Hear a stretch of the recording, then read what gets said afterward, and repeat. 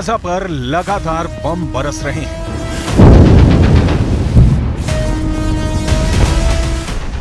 Lebanon सीमा पर आतंकी Hezbollah युद्ध में उतर चुका है।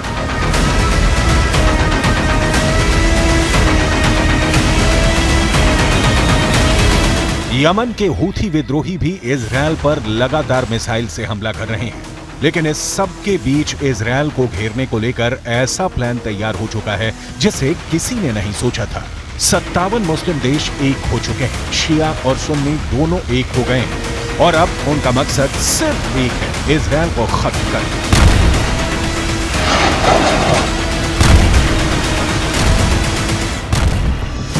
इजरायल हमास जंग ने दुनिया को दो खेमों में बांट दिया है, या यूं कहें कि साफ नजर आने लगा है कि कौन फिलिस्तीन की तरफ है और कौन इजरायल की तरफ।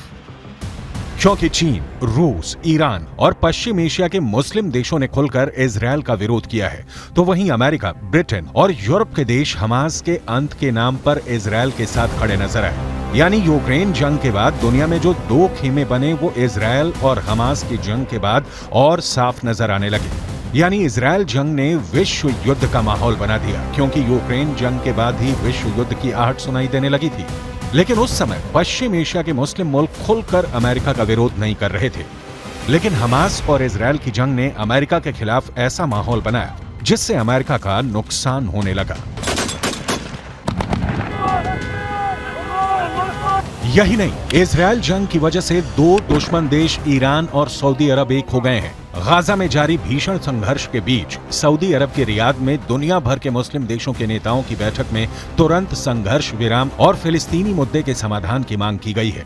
पश्चिम एशिया और इस्लामिक देशों के नेताओं ने इजरायल की आलोचना की और गाजा पर तुरंत हमले रोकने का आह्वान किया। वहीं ईरानी राष्ट्रपति इब्राहिम रईसी ने इजरायल के लिए तेल आपूर्ति रोकने की मांग की। कुछ देशों ने इजरायल और उसके सहयोगी देशों के साथ आर्थिक और राजनयिक संबंध रोकने का प्रस्ताव भी दिया। हालांकि इस प्रस्ताव का विरोध भी हुआ। इस बैठक में इस्लामिक सहयोग संगठन के अलावा अरब लीग देशों के नेता भी शामिल हुए।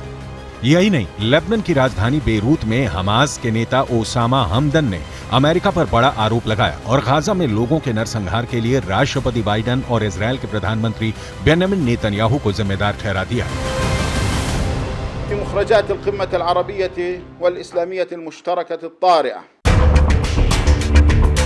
सूरत कुछ ऐसी है, इजरायल के साथ अमेरिका समेत यूरोपियन यूनियन के देश हैं, यानी आधी दुनिया इजरायल के साथ है, तो वहीं दूसरी तरफ ईरान है जिसके साथ चीन और रूस तो हैं ही, साथ ही फिलिस्तीन के नाम पर कई इस्लामिक देश ईरान के साथ खड़े हैं। मतलब साफ है, अगर जंग नहीं रुकी तो विश्व युद्ध होना तय है। ऐसा इसलिए क्योंकि एक एक कर कई देश इजरायल हमास युद्ध में कूद चुके हैं। दूसरी तरफ इजरायल भी इस जंग में पीछे हटने को तैयार नहीं है और उसने एक बार फिर सीज फायर करने से इनकार कर दिया। यानी इजरायल के तेवर साफ है, वो ऐसे किसी भी देश को बख्शने के मूड में नहीं है जो उन पर हमला करेगा। फिर चाहे वो फिलिस्तीन हो, जॉर्डन हो, लेबनान हो, सीरिया हो या ईरान और तुर्की, किसी ने भी अगर इजरायल पर हमला किया तो इजरायल पलटवार करने में देरी नहीं करेगा।